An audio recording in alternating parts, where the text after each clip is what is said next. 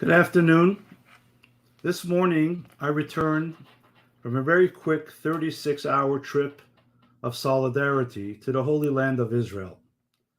I went to be there with our brothers and sisters in the Holy Land to connect to what was going on in a very real and tangible way, and of course, to visit my two daughters that are either living and studying in the Holy Land of Israel at this time.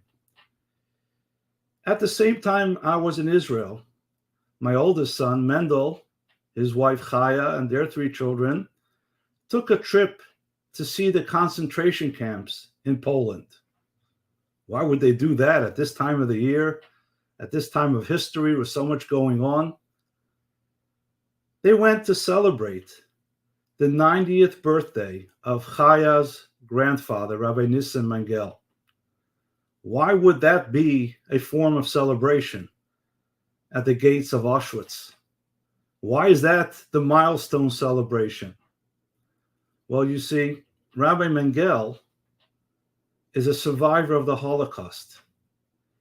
He survived the greatest atrocities that we know in Jewish history of recent times.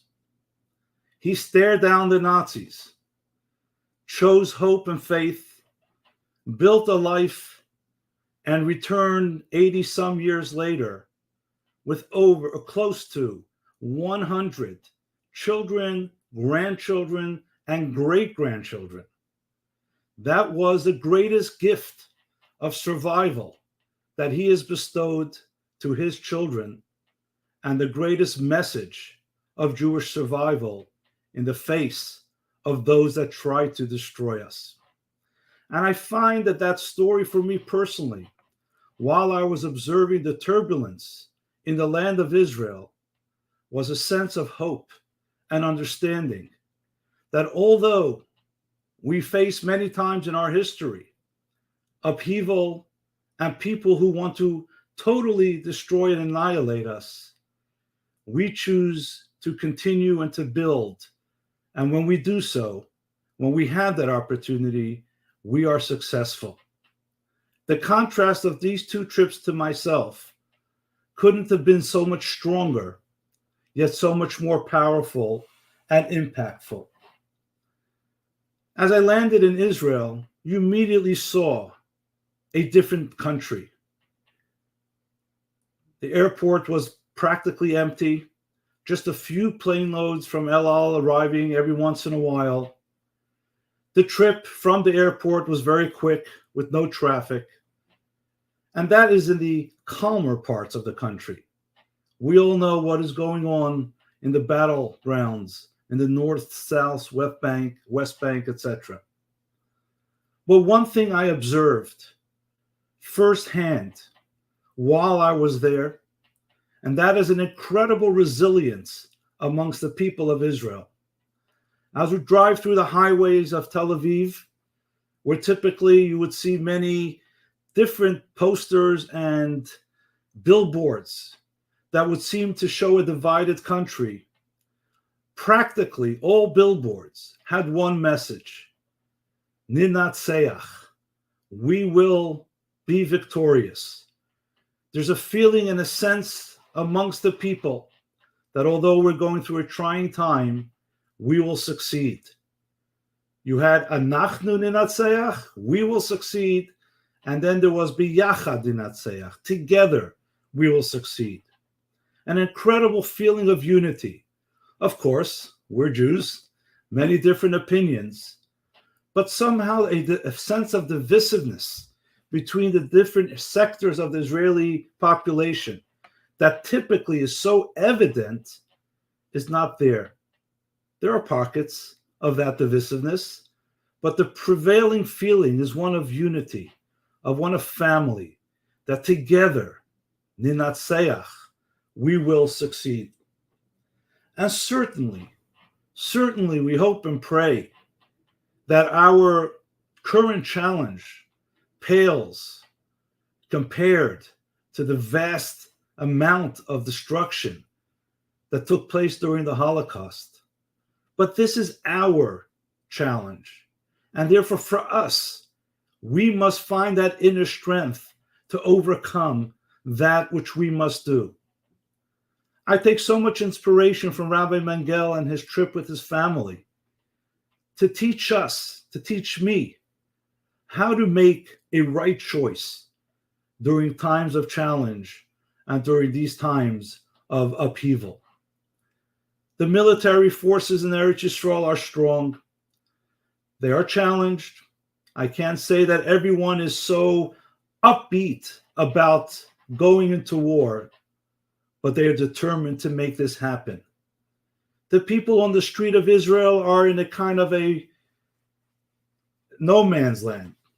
When I left, stores were beginning to open, restaurants were reopening, schools were beginning to open, but people don't know what is going to be. There's a sense of uncertainty of how this will happen, but there's a certainty that victory will happen. And there's our choices that we have to make. As I mentioned in my last message with you, that at this point, Jews throughout the entire world are concerned because this challenge and this upheaval that's going on in the Holy Land is spread across the world with the rise of anti-Semitic instances. And we all have a choice, but how we are going to deal. We all have to make a choice in how are we going to deal with our Jewish identity. And we must learn from the survivors like Rabbi Mengel, who saw so much greater, so much deeper anti-Semitism than we are experiencing now. Although one may say this may be the tip of the iceberg, God forbid. But at this point, we have to realize that what is new is not the pressure and the challenge on the Jewish people.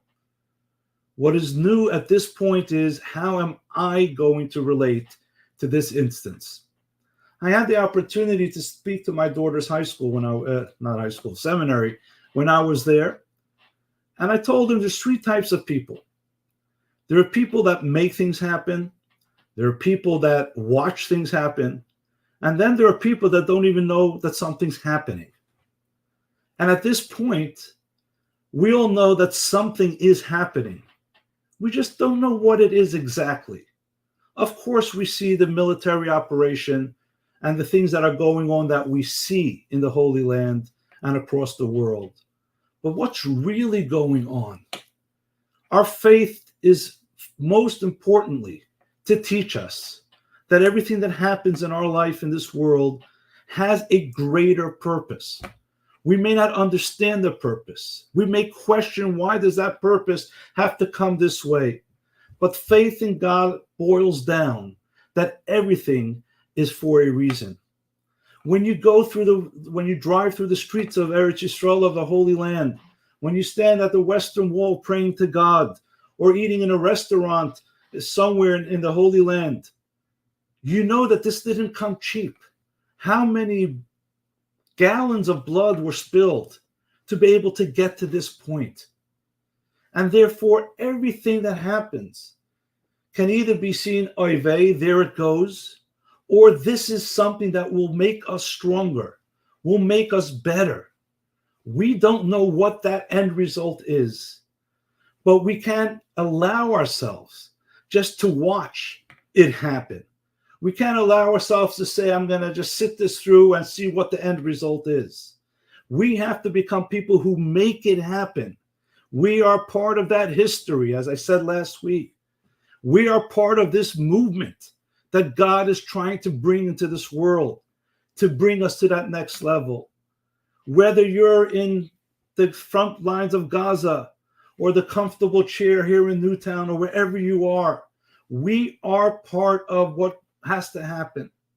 And for us, what has to happen is we have to reimagine, or re-explore our faith. What does Eretz Yisrael mean? What does it mean to have that Holy Land of Israel? It's not just about the falafel and the hummus. It's about the connectedness that it brings to our source of truth and our source of our soul. What does it mean to be a Jew? So everybody is being challenged at this time. how to respond to these incredible rise of acts of anti-Semitism or to the hate being portrayed by those who are trying to destroy Israel. Don't just watch it happen. Make this the opportunity to study, to explore, to question, but ultimately to connect. And if we all use this opportunity and this awakening to re-explore and re-examine who we are as a people, what the land is, what our traditions are, this will be a very successful outcome for all of us and for those living in the land of Israel. So I want to conclude.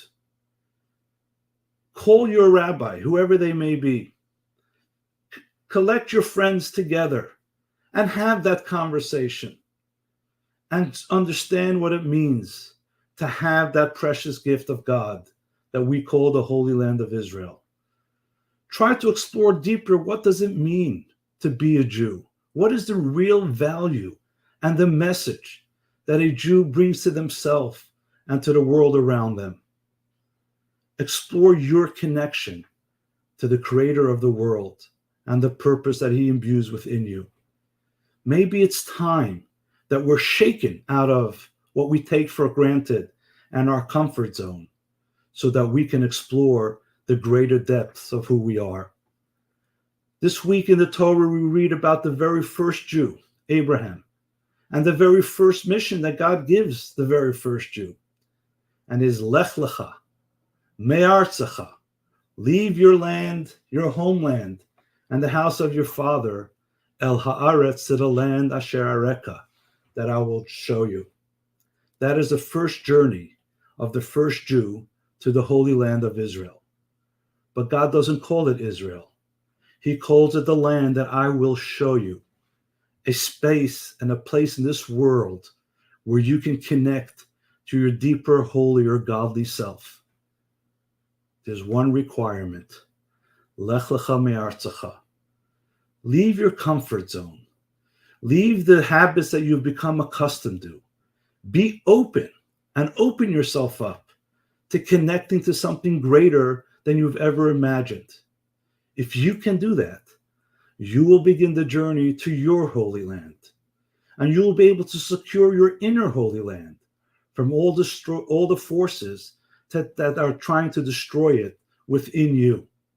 You will appreciate it. You will value it.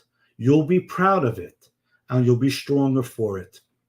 My dear friends, let's join along with Abraham on that journey to our holy land, where we see the presence and feel the presence of our Creator and His mission for us.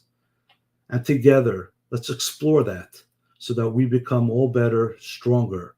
And together with our inner spiritual strength, we will give the people living in Israel the strength that they need. The soldiers will get the support that they need.